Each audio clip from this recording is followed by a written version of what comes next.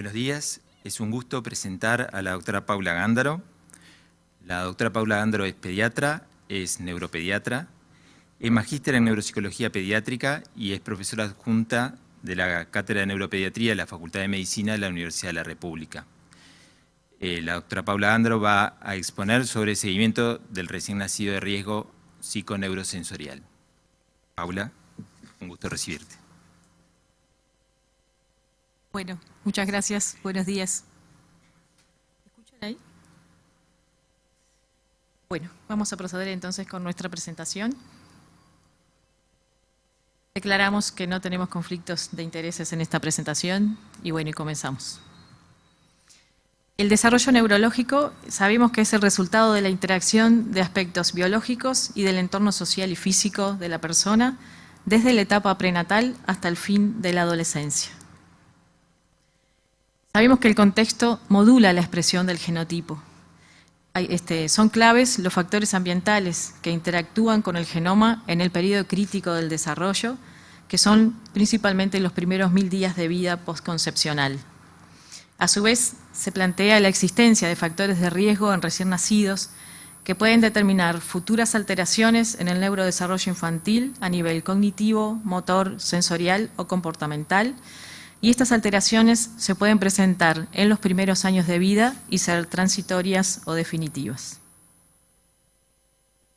En esta figura vemos un poco, no sé si se ve el cursor, lo que es la línea, ¿no?, de vida de la persona, el niño, niña, la influencia que hay de los factores genéticos, pero también todo lo que son los factores ambientales, que después vamos a ver, tanto los factores de riesgo como los factores protectores, que llevan, ¿no?, al final de la vida al desarrollo adecuado de las distintas funciones cognitivas superiores, como son el lenguaje, la atención, las funciones ejecutivas, la emoción, la autorregulación, el control inhibitorio, la memoria y el aprendizaje, la cognición espacial y la cognición social.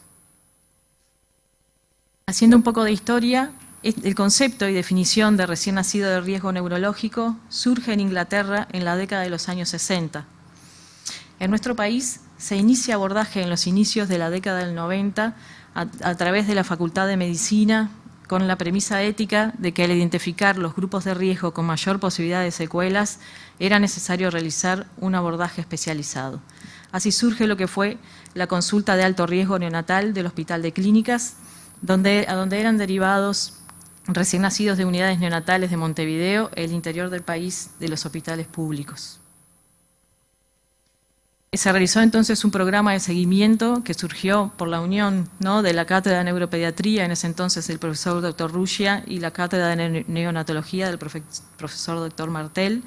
Se realizó un trabajo honorario con personal técnico de ambas cátedras, que estaba integrada por pediatras, neonatólogos, neuropediatras, fonoaudiólogos, fisioterapeutas, psicomotricistas y psicólogas, que como modalidad de atención plantearon la evaluación conjunta e interdisciplinaria de los pacientes. Esto les resultó a ellos en un alto proceso de reorganización del conocimiento de cada disciplina, integrando el saber especializado enriquecedor para cada uno de los integrantes del equipo. Se planteaban a su vez distintos objetivos que eran asistenciales, docentes, de investigación y de auditoría.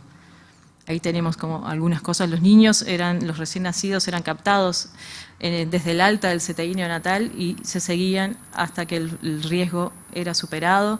Brindaban apoyo familiar, hacían tareas docentes de investigación, trabajaron, ¿no?, con otros equipos de América, argentinos, y bueno, realizaban auditorías que les permitía evaluar los datos, ¿no?, de seguimiento a largo plazo, de mortalidad, de las conductas que iban tomando las distintas unidades, y también conocer la percepción de la familia y los niños y niñas sobre su salud.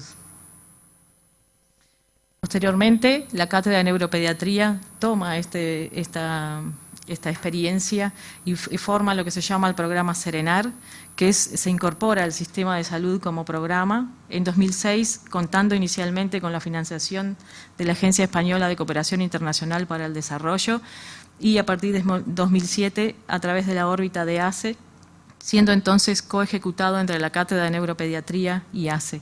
Esto incorporó a las políticas de salud, se hizo extensión de estas unidades al interior del país y el objetivo es disminuir la prevalencia de alteraciones del neurodesarrollo en niños y niñas de 0 a 6 años con riesgo psiconeurosensorial, usuarios de ACE, a través de la prevención primaria, la captación precoz, la atención oportuna y haciendo énfasis en la estimulación precoz. Se trata entonces de un seguimiento y también de una intervención de calidad con profesionales formados en las distintas áreas del neurodesarrollo. A su vez, la política de la Cátedra de Neuropediatría ha sido apoyar todo este emprendimiento a través del diploma de neurodesarrollo y el proyecto de lo que es la diplomatura en neuropsicología con la formación de distintos profesionales, tanto médicos como no médicos, en el desarrollo. En los últimos años se están diseñando cambios y modificaciones políticas que han llevado a disminuir los recursos hacia estas unidades que en muchos casos han dejado de funcionar o no están formadas por todos los integrantes. Hablando un poco de los factores de riesgo, los factores de riesgo pueden estar presentes en el periodo pre, peri o postnatal. Sabemos que el 3 a 5% de los embarazos son de alto riesgo, planteado por la OMS, y un 12% cursan con riesgo moderado y no siempre ingresan a las unidades neonatales de terapia intensiva. A estos factores de riesgo se les suman otros vinculados a aspectos sociales y también a condiciones o antecedentes presentes en la familia que pueden aumentar la probabilidad de presentar alteraciones en el neurodesarrollo. Acá vemos en estos cuadros lo que son los factores de riesgo biológico, tanto neurológico como sensorial, auditivo y visual, y los factores de riesgo socioambientales. Debemos destacar que uno de estos son los que se usan para la derivación, ¿no?, a las unidades de atención temprana. En el último de los factores de riesgo biológico se destaca que puede ser derivado por pediatra con signos de alerta en el desarrollo psicomotor. Vamos a hablar de dos aspectos, de dos de estos factores de riesgo porque no nos da el tiempo, pero bueno, queríamos centrarnos en dos. Uno que es esto del recién nacido y el vínculo del factor de riesgo con el medio socioeconómico deficitario. Sabemos que la pobreza y su contexto, que genera condiciones estresantes y falta de estimulación en periodos críticos, es un factor de riesgo de trastorno del neurodesarrollo, ya que se asocia a menor desarrollo cerebral de la sustancia gris y blanca a nivel córtico frontotemporal, hipocampal y amigdalino, que han sido medidos a través de resonancia magnética craneal clásica como funcional. Surge en la última década lo que es el concepto del estrés tóxico ambiental, que se plantea que la privación del cerebro de estímulos claves y el aumento de exposición a factores negativos, como son la menor estimulación cognitiva en el hogar vinculado al estrés parental, la calidad y la cantidad de las interacciones entre padres e hijos, hijas, la carencia nutricional, la exposición a tóxicos o drogas en el embarazo y los estresores ambientales persistentes que tienen que ver con ambientes de violencia, de abuso sexual, etc., aumentan la liberación de cortisol y llevan alteraciones a nivel de la corteza prefrontal, como dijimos, a nivel hipocampal, en la amígdala cerebral y en la corteza temporoparietal, que llevan a alteraciones futuras de las funciones ejecutivas, de la autorregulación, del control de impulsos, de la memoria, aprendizaje, del procesamiento emocional y del lenguaje. Los niños y niñas que están expuestos a este estrés pueden tener distintas formas de responder. Una es la respuesta positiva, que es un estado fisiológico ante una situación adversa, de breve en el tiempo, de entidad leve a moderada, pero que está vinculada a la presencia de un adulto atento y receptivo que ayuda a hacer frente al factor estresante. Otra es la respuesta tolerable, que se vincula con mayor exposición a situaciones de mayor magnitud de adversidad o amenaza, también con la presencia de un adulto que ayuda a enfrentar estas situaciones. Y la tóxica, que se vincula con una situación intensa, frecuente o prolongada, pero con la ausencia de un referente adulto que ayude a amortiguar esta respuesta al estrés. Y esto, el aumento excesivo de las hormonas vinculadas al estrés, produce cambios, tanto a nivel de la arquitectura como de la función de los distintos circuitos neuronales en el cerebro en desarrollo. Hablando de otro factor de riesgo que se ha planteado y se ha estudiado últimamente, es el asociado con las técnicas de reproducción asistida. En estudios en animales se ha planteado que los distintos procesos de la reproducción asistida tienen el potencial de producir cambios epigenéticos en el embrión. Por eso es objeto de investigaciones sobre si estos recién nacidos, a través de estos procedimientos, presentan mayor riesgo que la población general de padecer alteraciones en el neurodesarrollo. Los niños concebidos con fertilización in vitro obtuvieron resultados cognitivos comparables a los de la población general, aunque este hallazgo no es consistente en todos los estudios publicados. Algunos trabajos constatan que la estimulación hormonal podría contribuir a un desarrollo cognitivo deficiente. En estudios que comparan los niños nacidos de fertilización in vitro e inyección intracitoplasmática de espermatozoides, se plantearon resultados con capacidad cognitiva menor en los de inyección intracitoplasmática de espermatozoides, que fueron de sutiles a significativas. Existen además resultados controvertidos con respecto a la presencia de TEA en estas poblaciones de niños. Se han planteado dificultades metodológicas en los estudios y es necesario realizar trabajos prospectivos que abarquen todos los procesos implicados en la terapia de reproducción asistida. Para mostrar nada más este trabajo que hicieron, que está para publicarse en realidad en los anales de pediatría españoles, de la evaluación del desarrollo psicomotor hasta los 3 años de edad en niños españoles concebidos por técnicas de reproducción asistida, FIV y la inyección intracitoplasmática de espermatozoides, hicieron un estudio controlado de cohorte de Sánchez Soler y López González. Ahí analizaron el desarrollo neurológico a los 3 años de edad de niños nacidos mediante terapias de reproducción asistida, independiente de la edad materna, la prematurez y la gemelaridad, ya que trataron de controlar estos aspectos, y lo compararon con controles de la población general que nacían en los siguientes nacimientos a estos niños. No encontraron diferencias significativas en el neurodesarrollo entre ambos grupos, sí constataron una mayor proporción de niños con retrasos en realidad en el lenguaje oral a los 3 años, con una diferencia estadística significativa en los que fueron productos de embarazos donde se realizó transferencia de embrión congelado. Vinculado entonces al concepto de factores de riesgo, surge el de los que son los factores protectores del neurodesarrollo, tanto antes y durante el embarazo como luego del nacimiento.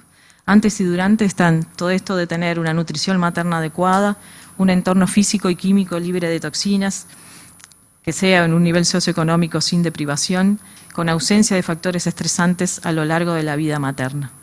Luego del nacimiento y la niñez temprana, que tengan alimentación adecuada, horas de sueño adecuada, horas de juego adecuadas, que logren tener actividad física también adecuada y que el entorno sea estable, sensible y disponible. A la vez de que aquí hay que promover la interrelación entre padres, madres y la niña o recién nacido.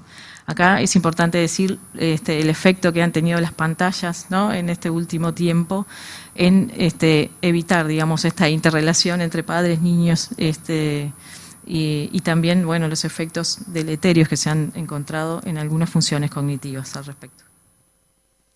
De nuevo, volviendo a esta figura, lo que vemos que es entonces toda la línea, ¿no?, del desarrollo, todo lo que participan los factores de riesgo y los factores protectores, a los que se suma entonces en estos 2 últimos años el efecto de la pandemia, con lo que lleva a la alteración sobre todo en la salud mental de los cuidadores y en la afectación mayor en los niños que son de población vulnerable. ¿Cuáles son los fundamentos de la atención temprana? Esto de identificar los factores de riesgo para el neurodesarrollo, para realizar la intervención a través de la prevención, la detección y la atención temprana de los trastornos en el desarrollo infantil y también de la atención temprana de las discapacidades psicológicas, neurológicas y sensoriales que se hayan captado, para evitar o disminuir el deterioro de las capacidades futuras de estos y estas niños y niñas. Esto se basa en el desarrollo evolutivo del sistema nervioso, en la plasticidad cerebral y también obviamente en el concepto de atención temprana, de que existe un periodo crítico en el desarrollo para la adquisición de determinadas funciones cognitivas. Esto es que en nacimiento tenemos 100.000 millones de neuronas sin conexión ni función, que el cerebro produce más neuronas y conexiones de las que necesita y conserva aquellas que usa a través de un proceso de apoptosis, que deben organizarse en forma de redes formadas por billones de conexiones y sinapsis que las unan y que estas conexiones se disparan en los primeros 3 años de vida y que dependen tanto de los genes como del ambiente temprano.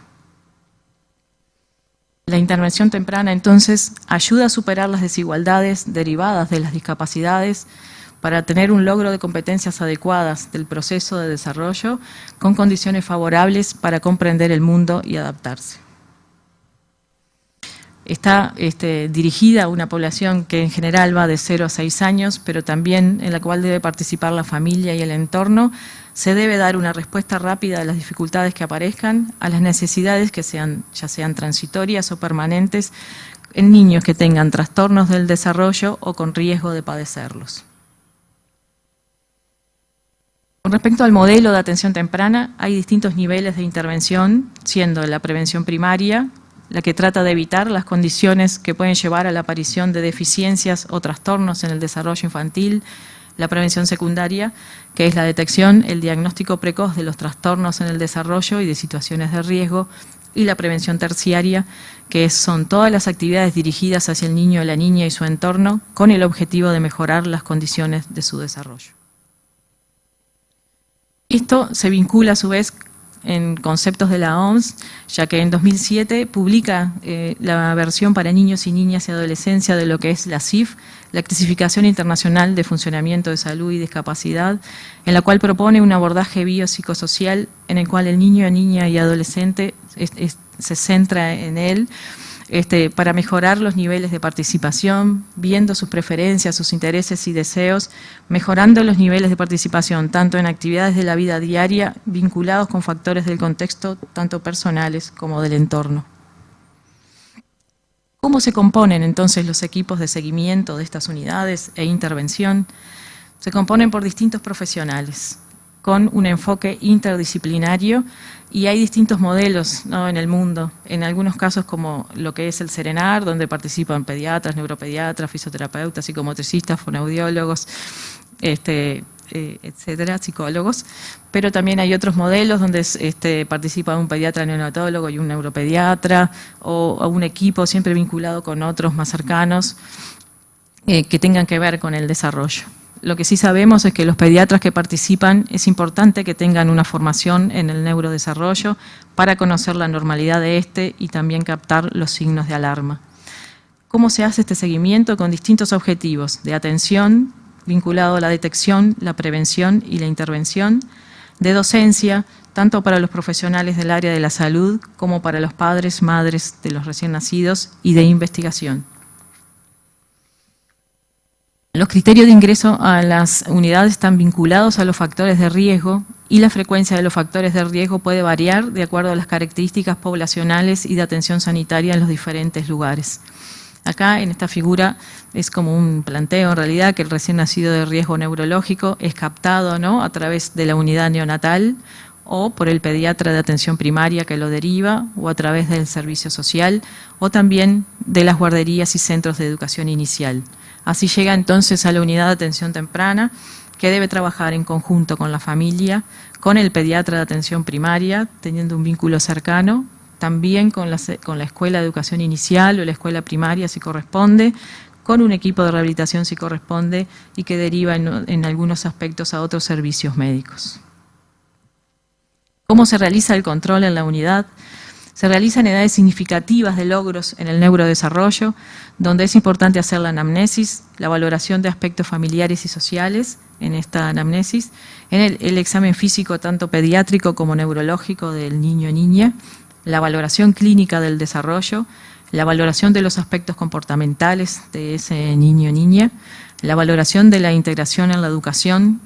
También se realiza la solicitud de exámenes paraclínicos que se consideren pertinentes, lo importante, la orientación a la familia, la derivación a otros profesionales si corresponde, y la posibilidad de utilizar formularios de tamizaje si no se usan a veces en pediatría de atención primaria, como por ejemplo para detección de trastorno del espectro autista. Es importante el contacto de estas unidades con el equipo de salud mental y de trabajo social si no forman parte del equipo, porque sabemos que para lograr el control de esta población son fundamentales. Acá, Inmaculada Ramos, en realidad esto es un trabajo, Es un trabajo clásico que publicó en el año 2000, pero ella planteó en ese momento, en estas unidades de seguimiento, cómo iban apareciendo las distintas dificultades en el desarrollo. En el primer año de vida se detectan las alteraciones neurológicas más severas, como la parálisis cerebral, el retraso global del desarrollo moderado a grave, las malformaciones del sistema nervioso central y los déficits sensoriales. En el segundo año se detectan los retrasos del desarrollo psicomotor leves y algunos tipos de parálisis cerebral leves. De los 2 a los 4 años, los trastornos y retrasos del lenguaje, trastornos motores finos, de la comunicación y la conducta, y a partir de los 5 años, lo que son las torpezas motoras finas, el trastorno del aprendizaje y el desarrollo cognitivo límite. Sabemos que desde ese momento hasta ahora ha mejorado la medicina, ha evolucionado y hay aspectos del diagnóstico que van cambiando al irse perfeccionando la sospecha de algunos trastornos que se pueden realizar de forma más precoz, como por ejemplo las guías de sospecha de signos precoces de trastorno del espectro autista en poblaciones de riesgo. Y bueno, y sabemos que existen alteraciones que son transitorias, que requieren abordaje en su momento y luego se corrigen.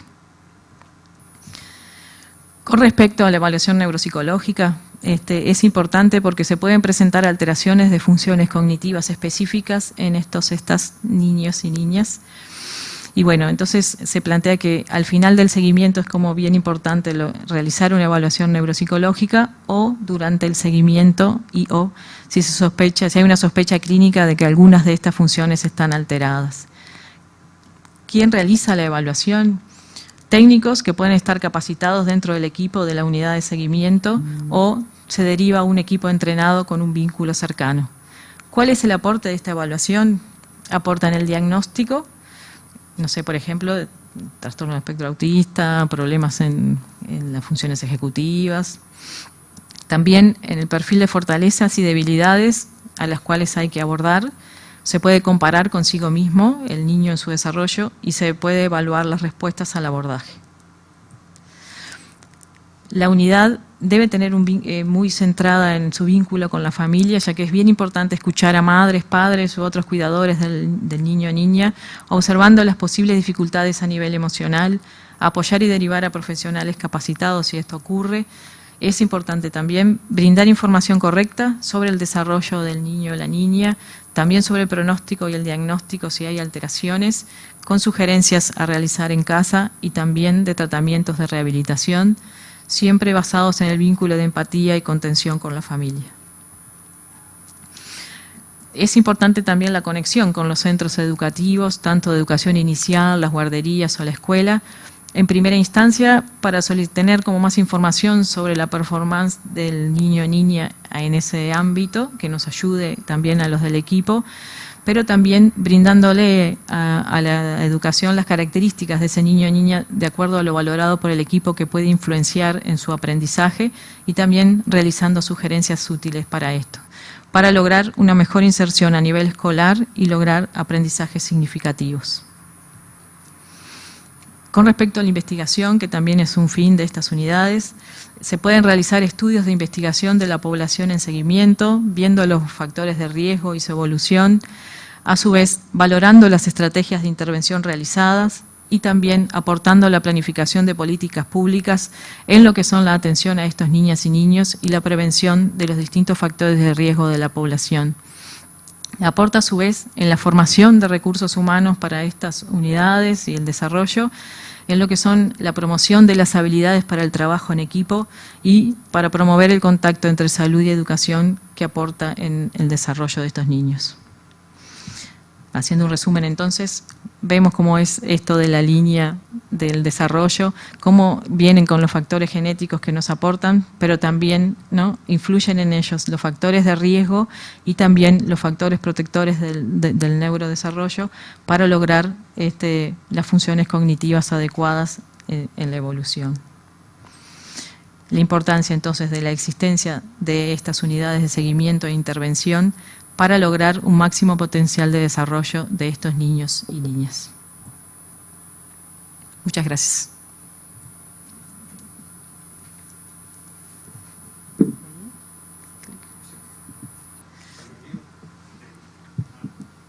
Muchas gracias, Paula.